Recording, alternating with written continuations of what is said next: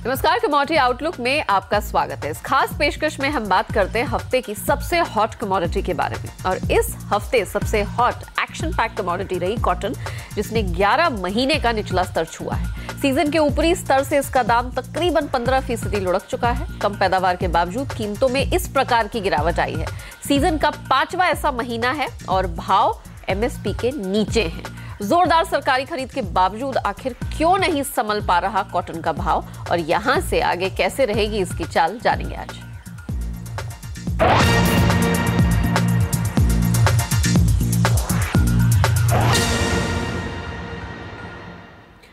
आपके साथ मैं नेहा आनंद और हमारे एक्सपर्ट्स को आपसे इंट्रोड्यूस करा देते हैं। इंडिया निवेश कमोडिटीज के मनोज कुमार जैन हमारे साथ हैं, पैराडाइम कमोडिटीज के बीरेन वकील और कमोडिटी गुरुजी चंद्रशेखर भी हमारे साथ जुड़ चुके हैं। अब आप सभी का स्वागत है। मनोज जी, सबसे पहले सवाल आपसे ही रहेगा। पैदावार कम है, अमेरिका चीन के बीच में तनातनी, ट्रेड वॉर ऑफ कोर्स सुलझा नहीं है, बातचीत का दौर जारी है, फिर घरेलू बाजार में कॉटन का भाव इस कदर क्यों गिरा? बिल्कुल नमस्कार। वही एक मुख्य कारण यही है कि जो इंटरनेशनल डिमांड है वहाँ पे कमी देखने को मिल रही है। उसकी वजह से कहीं ना कहीं कीमतों के ऊपर दबाव बना हुआ है और हमने देखा है कि जो यूएस कॉटन है वहाँ के भी दबाव देखने को मिल रहा है। तो उसकी वजह से घरेलू बाजारों में भी कीमतों पर दबाव देखने को मिल रहा है। दूसरा, यूरोपियन देशों की भी जो है डिमांड जो देखने को मिलनी चाहिए वो नहीं है, क्योंकि वहाँ पे भी ग्रोथ को लेकर के कंसर्न्स है। तो यही इंटरनेशनल जो सेंटिमेंट्स है उसकी वजह से जो है कीमतों पे दबाव देखने को मिल रहा है। मेरा मानना है कि जो दबाव है अभी वो थोड़ा और जो है यहाँ पे रहेगा, लेकिन उसके बाद ग्रेजुअली मार्च ऑनवर्ड्स जो है फिर एक बार सुधार की उम्मीद की जा सकती है। लेकिन आपने सही कहा, ठीक है, इंटरनेशनल फैक्टर्स जिम्मेदार हैं। यहाँ यूरोपीय देशों में भी कुछ दिक्कतें बताई जा रही हैं, लेकिन ट्रेड वॉर के दौरान हम कह रहे थे कि भारत की कमोडिटीज का बड़ा अच्छा स्कोप हो जाएगा। तिलहन की हमने बात की थी, फिर साथ ही कॉटन के एक्सपोर्ट के बढ़ने की भी उम्मीद जताई जा रही थी। तो ऐसा क्या हुआ कि पूरी उम्मीदों पर पानी ही फिर गया? डिमांड हमारे भारतीय कॉटन की क्यों नहीं आई? नहीं, तिलहन में जरूर हमने डिमांड आते हुए देखी। हाँ। और वहाँ सोयाबीन की कीमतों में देखने को मिला था सुधार। हाँ। तो कॉटन में भी मेरा मानना है कि अभी जैसे जो अराइवल्स का भी टाइम रहता है तो उसकी वजह से थोड़ा सा कीमतों में दबाव रहता है। और दूसरा जो है इंटरनेशनल डिमांड भी कम है तो उसकी वजह से प्रेशर है। तो मेरा मानना है कि फरवरी महीने के बाद यहाँ पे जो है थोड़ा ग्रेजुअली सुधार देखने को मिलेगा। नहीं, ओके, चंद्रशेखर जी मुझे ये बताइए, कॉटन एसोसिएशन ऑफ इंडिया, उन्होंने दावा किया कि इस साल जनवरी तक 24 लाख गांठ का एक्सपोर्ट हो चुका है। रुपया लगातार नीचे, ऐसी कोई सुधार तो देखने को मिला नहीं, एक रेंज में ही है और आगे भी इमीडिएटली ऐसा कोई बहुत तेजी आएगी ऐसे भी संकेत नहीं है। चीन स्ट्रेटेजिक रिजर्व्स अपने इन्वेंट्री है वो लगभग समाप्त कर चुका है, एक्सपोर्ट क्यों नहीं हो रहा है? दो चीज़ है। एक है विश्व बाजार में भाव घट गया है, क्योंकि जो फरवरी महीना खास अहम होता है अमेरिकन कॉटन फार्मर्स के लिए, और वहाँ अब national cotton council of US वो समझ रहे हैं कि या बता रहे हैं कि आगे जाकर के भी 2019 में अमेरिका का कॉटन उत्पादन बढ़ेगा। हाँ। ओके, तो इसके वजह से जो भाव 83 सेंट्स पाउंड जो था 1-1.5-2 महीना पहले, अब 70 सेंट्स हो चुका है। नंबर 1। नंबर 2, चीन जितना तेज़ी से मार्केट में आने का संभावना पहले था 3 या 4 महीना पहले, उतना तेज़ी से वो आ नहीं रहा है मार्केट में, मगर उनको आना ही पड़ेगा। और अभी जो 3 महीना का जो 90 दिन का सीज फायर, हाँ। ट्रूस या कोई बोलिए चीन और अमेरिका का बीच, अभी तो डिस्कशन जारी है, तो उसका क्या नतीजा निकलेगा by the end of the month हमें पता लगेगा। मगर चीन को माल लेना ही है, शायद वो मार्च या अप्रैल महीना का बाद माल लेना शुरू करेंगे। मगर हमारा देश में एक it's a very unusual situation. ज़रूर हमारा उत्पादन कम है। मैं 2 या 3 महीना पहले भी कहा था कि 350-360 लाख गांठ का जो एस्टिमेट आ रहा था प्राइवेट रेट से, बिल्कुल मैं सहमत नहीं था। मेरा अनुमान तभी भी था कि 320, ज़्यादा से ज़्यादा 325 लाख गांठ का उत्पादन, तो वो अब लगभग सही निकला है। और उसके वजह से भाव को ऊपर जाना चाहिए था, मगर नहीं हो रहा है, क्योंकि एक्सपोर्ट का डिमांड अब नहीं आ रहा है। और दूसरा, मैं समझता हूँ हमारे जो मिल्स, लोकल खरीदने वाले मिल्स हैं, उनका पास से भी कोई बड़ा डिमांड नहीं आ रहा है, they should be building inventory now. जी जी। मगर वो समझो मिल्स और 1 महीना, 1.5 महीना, 2 महीना रुका कि और भी भाव कम होगा, I think they will be very very disappointed, क्योंकि जरूर अप्रैल का बाद एक उछाल आने का संभावना मैं देख रहा हूँ। महीने 1.5 महीने का समय है, उसके बाद इजाफा दिखेगा। बीरेन, क्या आप भी चंद्रशेखर जी के बात से इत्तेफाक रखते हैं? क्योंकि सीजन के हाई से 15% ये कमोडिटी लुढ़क गई है, साल भर के लोज पे चल रही है। अगर संभलता है, कितना संभलेगा? जब तक ट्रेड वॉर का कोई समझौता नहीं आता तब तक इसमें कोई हाइपोथेटिकल गेस वर्क मुश्किल है। और मान लीजिए इसमें कोई समझौता निकलता ही नहीं है, ट्रम्प साहब का मूड खराब हो जाता है, फिर उनका मूड तो खराब रहेगा ही, ऐसा मुझे लग रहा है। और वो जो प्रॉमिस कर रहे हैं वो ऑनर नहीं कर रहे हैं। कल भी उन्होंने सोयाबीन का काफ़ी बड़ा कैंसिलेशन किया। तो ये देखते हुए मुझे ऐसा लग रहा है कि अभी भी कॉटन में कोई क्लीन लॉन्ग साइड ट्रेड नहीं है, और स्पेशली हम काफ़ी प्रीमियम पे है। हमारी जो कॉटन है यूएस से करीबन 1500 रुपया महंगी है। तो अनलेस हम या तो ₹73, 74 हो जाए, या आइस संभल के वापस 75 के ऊपर जाए तो ही एक्सपोर्ट खुलेगा। अदरवाइज फिलहाल सिनेरियो पैथेटिक है। मतलब अंतर्राष्ट्रीय बाजार पर ही अब हम पूरी तरह से निर्भर है, या फिर हमारा रुपया बिल्कुल टैंक कर जाए, जो कि 71 के आसपास है, तो अब काफी कुछ इस पे निर्भर करेगा। मनोज जी, आप कह रहे थे कि मार्च के बाद, अप्रैल ऑनवर्ड्स आप कह रहे हैं कि कीमतें संभलना शुरू होंगी। आपके अनुसार ऐसा क्या हो जाएगा? क्योंकि चंद्रशेखर जी भी यही मेंशन कर रहे थे कि अब मिलों को ज्यादा रुकना नहीं चाहिए, ऑलरेडी तो 11 महीने के लोस पर है, और कितना सस्ती हो जाएगी। अभी एक्यूमुलेशन करना चाहिए, लेकिन फिर भी नहीं हो रहा है, क्योंकि उनको कहीं ना कहीं उम्मीद है कि भाई कीमतें और नीचे हो जाएंगी। इंटरनेशनल मार्केट में पैरिटी बैठ नहीं रही है। आपको ऐसा क्या लग रहा है कि एकाएक हो जाएगा महीने भर में, जिसकी वजह से कीमतें संभल जाएंगी, चढ़ जाएंगी? नहीं, मेरा मानना है कि कीमतें अगर ज्यादा समय तक निचले स्तरों पर रहेगी तो फिर वहां कहीं ना कहीं अराइवल्स भी जो है वो घटेगी, और स्टॉकिस्ट भी जो है, अभी जैसे फरवरी मार्च का महीना है तो थोड़ा लिक्विडिटी का भी जो पोजीशन है वो टाइट होता है, तो मार्च के बाद ईज आउट होना चाहिए। तो मेरा मानना है कि कहीं ना कहीं वहां फिर से जो है स्टॉकिस्ट की भी जो है डिमांड आएगी, और ग्रेजुअली जो है, जैसा कि चंद्रशेखर जी भी बता रहे थे कि देर सवेर जो है चाइना को आना ही पड़ेगा, क्योंकि उनका जो एंड स्टॉक है वो काफी निम्न स्तर पे है। तो कहीं ना कहीं वहां से फिर एक एक्सपोर्ट की जो है डिमांड इमर्ज हो सकती है। लेकिन कब तक, कब? यही ग्रेजुअली मेरा मानना है कि मार्च या मार्च के बाद से जो एक पिकअप जो है प्राइस में देखने को मिलेगा। तो यहाँ कहीं ना कहीं फरवरी और मार्च का जो महीना है वहां पे एक बार कीमतों में बॉटम आउट जो है देखने को मिल सकता है। अच्छा, चंद्रशेखर जी, आप कुछ ऐड करना चाह रहे थे? हाँ, बिल्कुल। मैं ये कहना चाहता था कि जो ट्रेड वॉर का जो ट्रूस अभी बातचीत चल रही है चीन और अमेरिका का बीच में, जो शायद उसका कुछ तो नतीजा निकलेगा by the end of this month. either they will decide to work together or they will continue to or tension will escalate। ये दो सिनेरियो हो सकता है।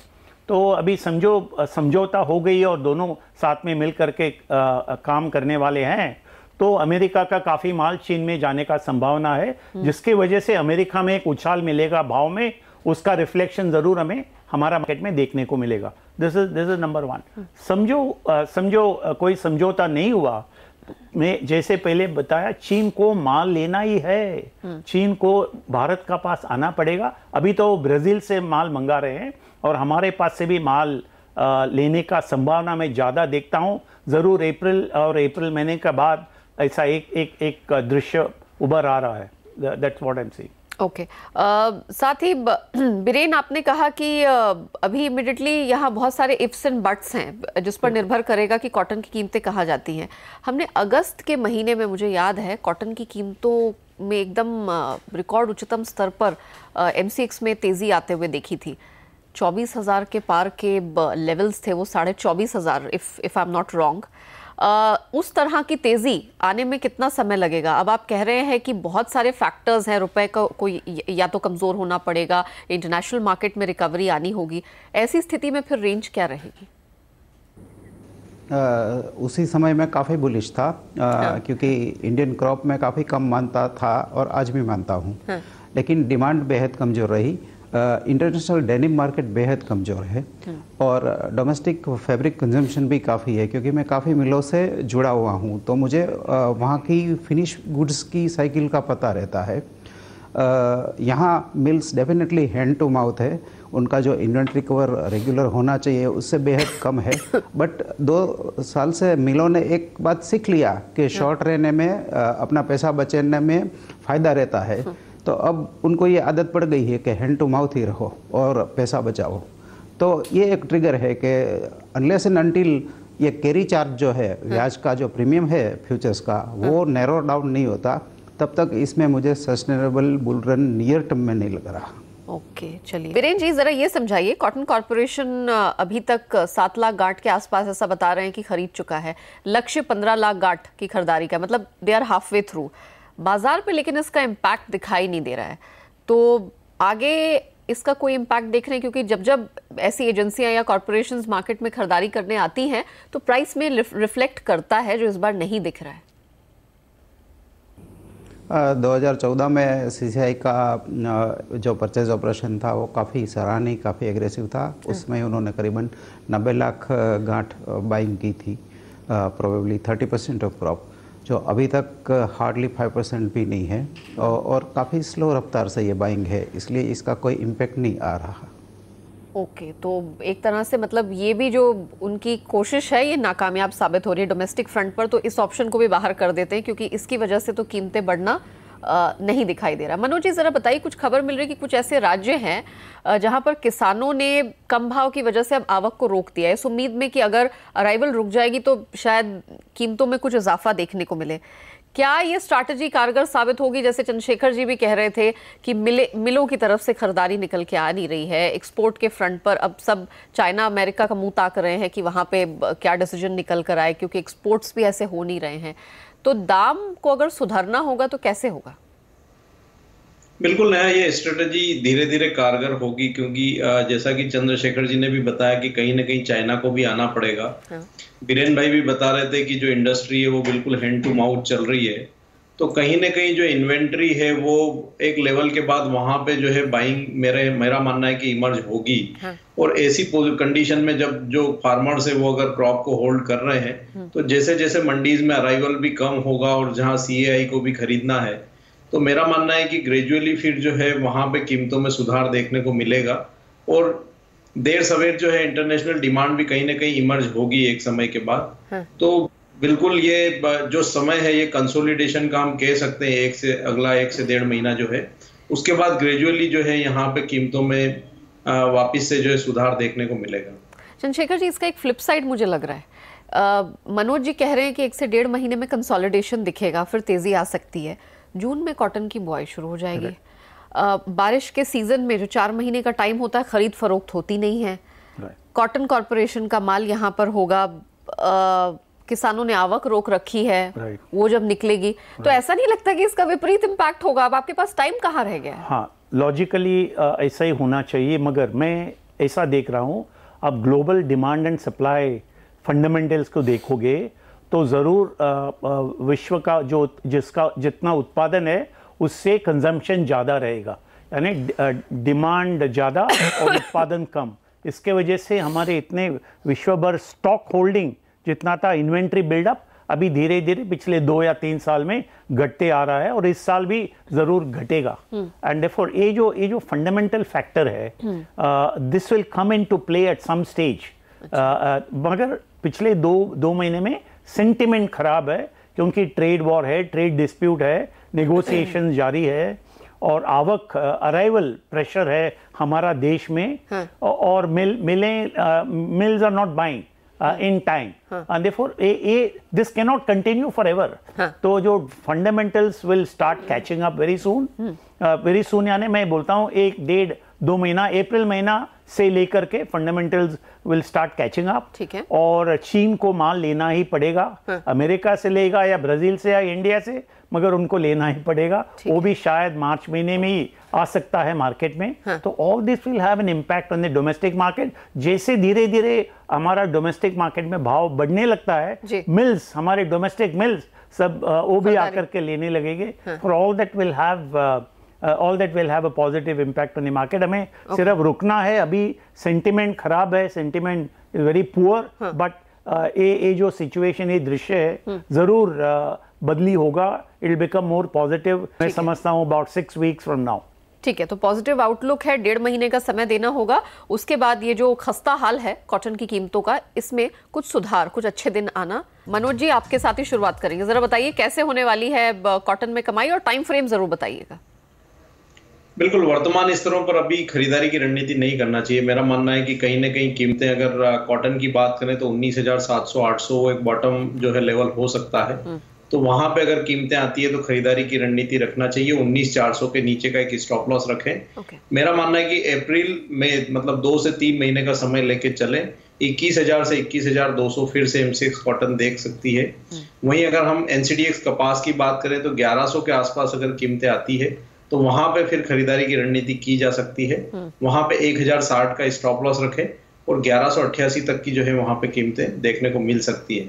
इंटरनेशनल मार्केट की अगर बात करें तो मेरा मानना है कि 65 सेंट्स के आसपास जो है वहां पे एक बॉटम जो है रहना चाहिए। अच्छा, ठीक है, तो खरीदारी बनती है NCDX कपास में भी और MCX पर कॉटन में भी। बीरेन जी, जरा बताइए कमाई कैसे होते हुए दिखाई दे रही है आपको कॉटन में, और कितना समय दे, किस प्रकार के कारोबारियों के लिए रणनीति सुझा रहे हैं आप? यहाँ जो क्लीन ट्रेड दिखता है वो कपास में दिखता है। अच्छा। यहाँ 1120 मैं बाय प्रेफर करूँगा। 1100 रुपये स्टॉप लॉस रहेगा। 1180 से 1200 रुपये का टारगेट रहेगा। और वैल्यू न्यूट्रल आर्बिट्रेज जो लोग स्ट्रक्चर करते हैं तो उनको 4 लॉट कॉटन सेल करना चाहिए। हाँ। 4 लॉट कॉटन केक सेल करना चाहिए और 10 लॉट कपास बाय करना चाहिए। अच्छा। और ये सभी प्रोडक्ट अप्रैल महीने के होने चाहिए। चंद्रशेखर जी, जरा वर्ड ऑफ कॉशन बताइए और एक टाइम फ्रेम बताइए जिसमें एक्सपेक्ट किया जा सकता है कि जो कारोबारी से जुड़े हों उनको मुनाफा हो जाए। हाँ, बिल्कुल। कॉटन ऐसा एक मूड में है आज, वो एक रास्ता में चल रहा है जिसका ये रास्ता ज़रा नज़दीक से खराब दिख रहा है, मगर आगे जा करके अच्छा रास्ता एक दिख रहा है। आगे यानी 3-4 महीना बाद वो मैं देख रहा हूँ, से मई जून ऑनवर्ड्स। तो इसके 2 कारण है। एक ज़रूर मैं समझता हूँ कि second half of the year dollar में काफ़ी कमज़ोरी आएगी और उसके वजह से सभी कमोडिटीज़ को एक उछाल मिल सकता है। But on the flip side इसमें विश्व ग्लोबल ग्रोथ कंसर्न्स, अमेरिका में स्लो डाउन आ सकता है, चीन में भी स्लो डाउन तो भी जारी है। तो और हमारा देश में इलेक्शन का अनसर्टनिटीज है, तो markets full of uncertainties at the moment. मगर from a consumption point of view मैं समझता हूँ कंजम्पशन जरूर बढ़ना है विश्व भर। हमारा देश में भी कंजम्पशन बढ़ेगा। ठीक है। और कम उत्पादन के वजह से हमारा देश में कॉटन को मतलब एक उछाल मिलना क्वार्टर इंतजार करेंगे, लेकिन उसके बाद एक अच्छी तेज रफ्तार, फराटा रफ्तार कॉटन लेगा। चलिए, आप सभी गेस्ट का, चंद्रशेखर जी, मनोज जी और बीरेन भाई, आप सबका शुक्रिया हमारे साथ जुड़ने के लिए और बताने के लिए कि कॉटन में यहाँ से कैसे होने वाली है कमाई। तो इस खास पेशकश में इतना ही, मुझे दीजिए इजाजत।